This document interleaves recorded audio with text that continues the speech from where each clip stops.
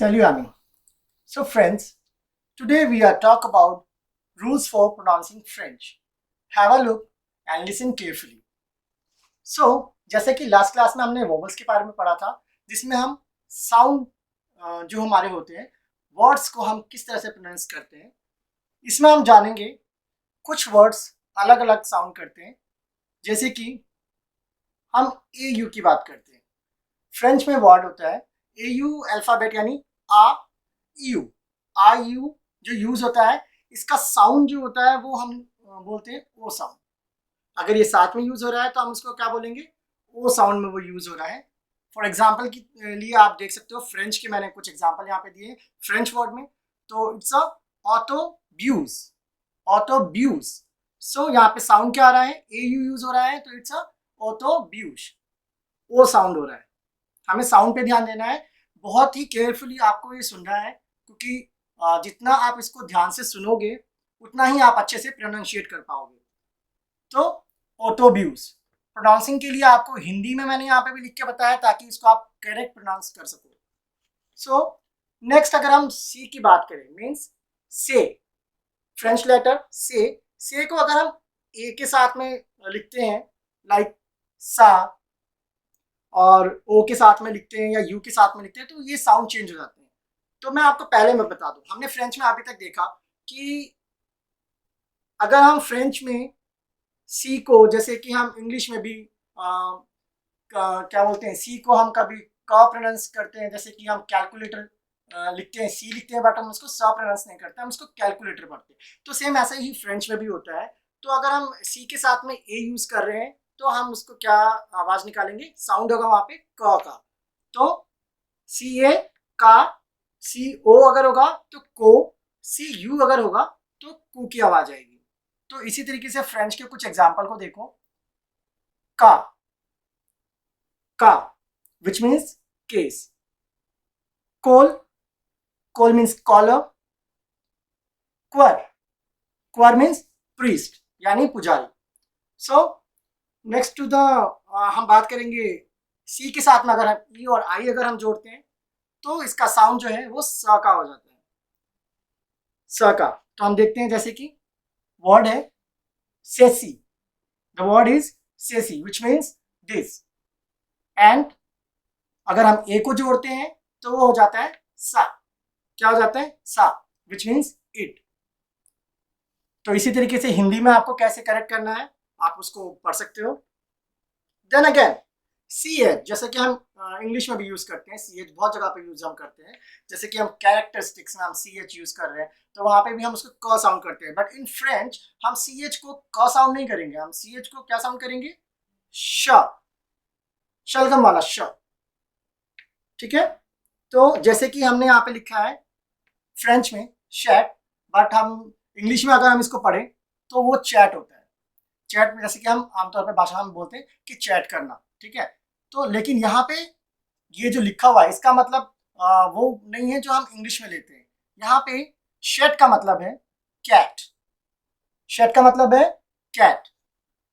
तो इसको हम क्या प्रोनाउंसिएट करेंगे, इसको हम शेट भी नहीं पढ़ेंगे, इसको हम पढ़ेंगे शा, शा विच मीन्स कैट।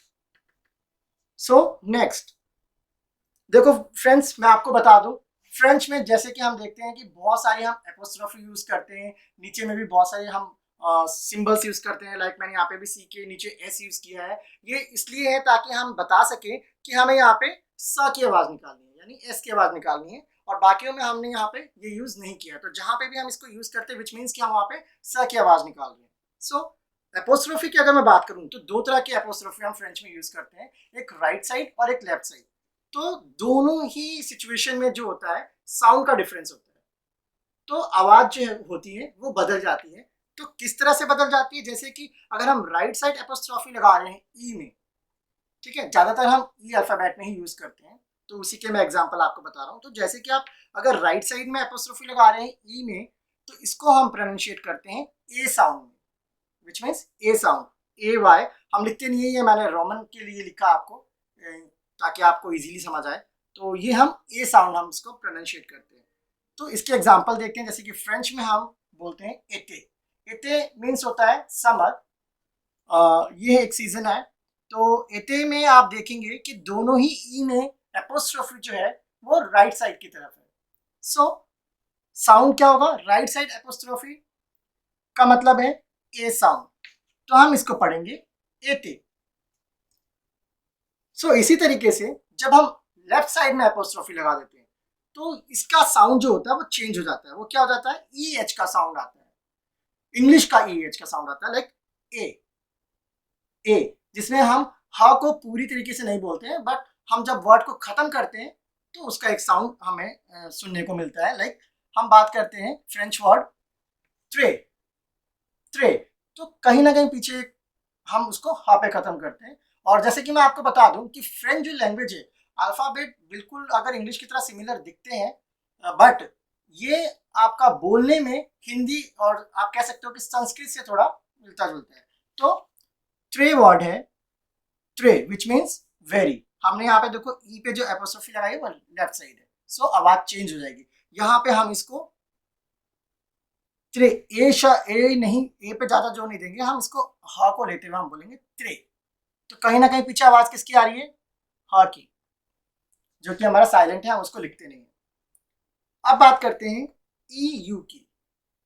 किसी भी वर्ड में अगर ई यू लग रहा है, लाइक नफ, नफ है, हम आपको आने वाले चैप्टर्स में जब हम नंबर्स पढ़ाएंगे तो ये है नफ मीन्स 9, इट्स अ नंबर, इसको हम प्रोनाउंशिएट करते हैं नफ। तो यहाँ पे साउंड क्या आ रहा है बच्चों? अ और आ साउंड, नफ या नफ। तो थोड़ा सा बेसिक सा डिफरेंस है, ज्यादा कुछ नहीं है इसमें, नफ। तो ये हमारे प्रोनाउंसिएशन है। इसको एक बार दोबारा से आप देखेंगे, ओ यू के साथ में अगर हम इसको पढ़ेंगे, sound like O U, it's a ओटोब्यूज, ओटोब्यूज मतलब आवाज। के सी ए के साथ में अगर हम देखेंगे तो इट्स अ का, विच मीन्स केस, कोल, क्वर, कॉलर एंड प्रिस्ट।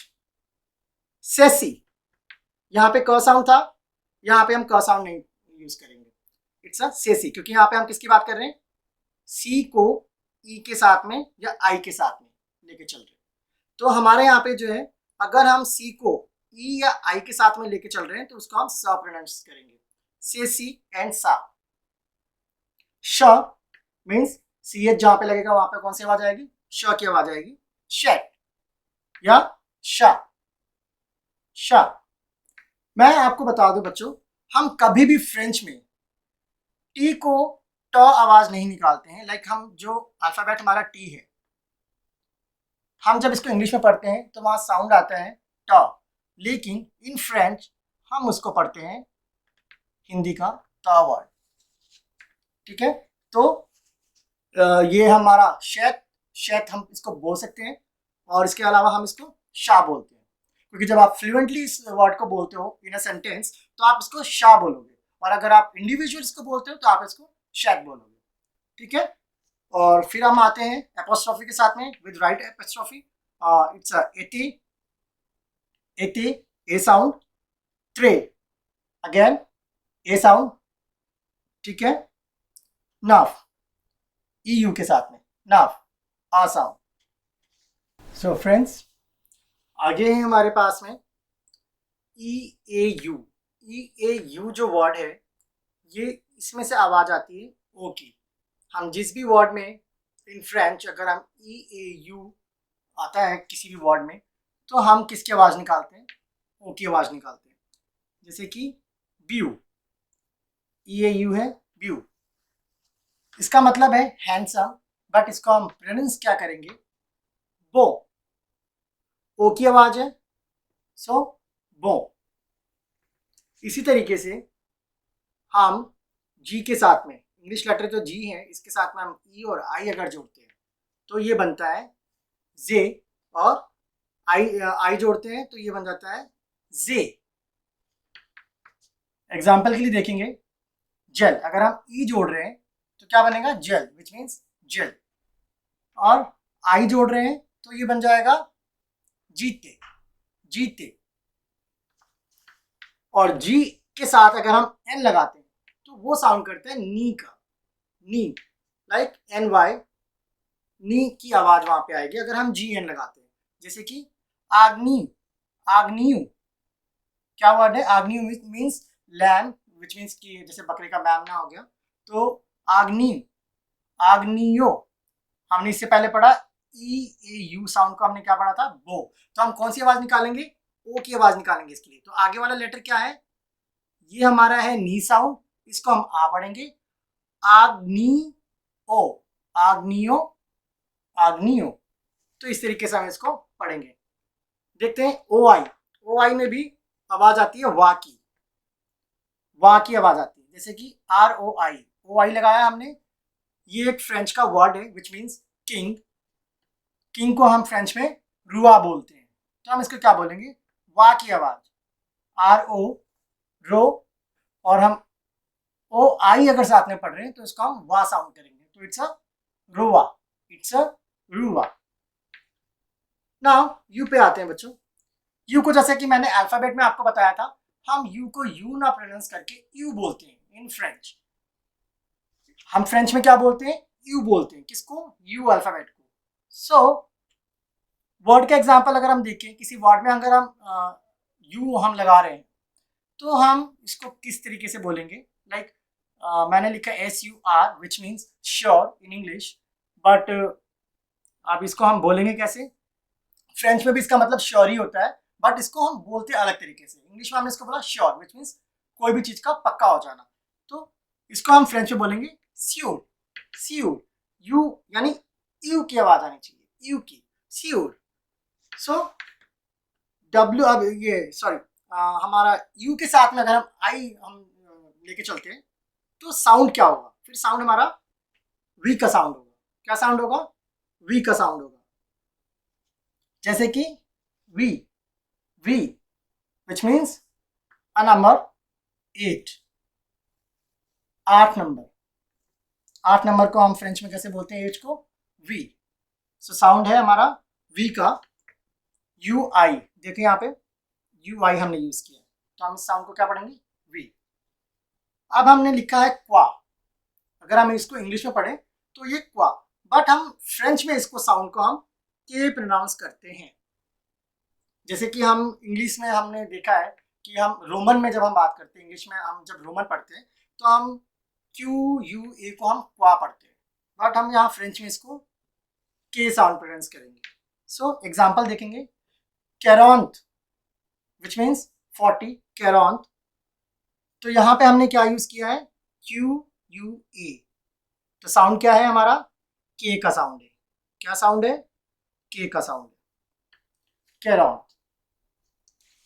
ठीक है, तो एक बार इसको आइए एक बार इसको हम रिपीट करते हैं दोबारा से। ओ साउंड है ई ए यू के साथ में, इट्स अ बो। जी साउंड है ई के साथ में, जेल। जी साउंड है आई के साथ में, इट्स अ जीते। G N means knee.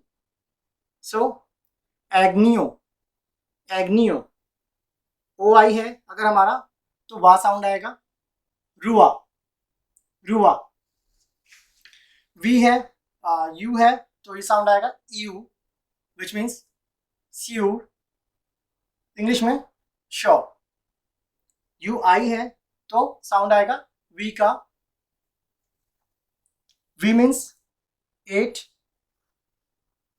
Q U A, क्वा, साउंड आएगा के का, के means कैरॉन्थ, कैरॉन्थ means 40. So guys, in this video we will learn how to pronouncing French. So French इसी तरीके से सीखने के लिए हमारे साथ बने रहिए और देखते रहिए हमारी आगे की वीडियो। Thank you.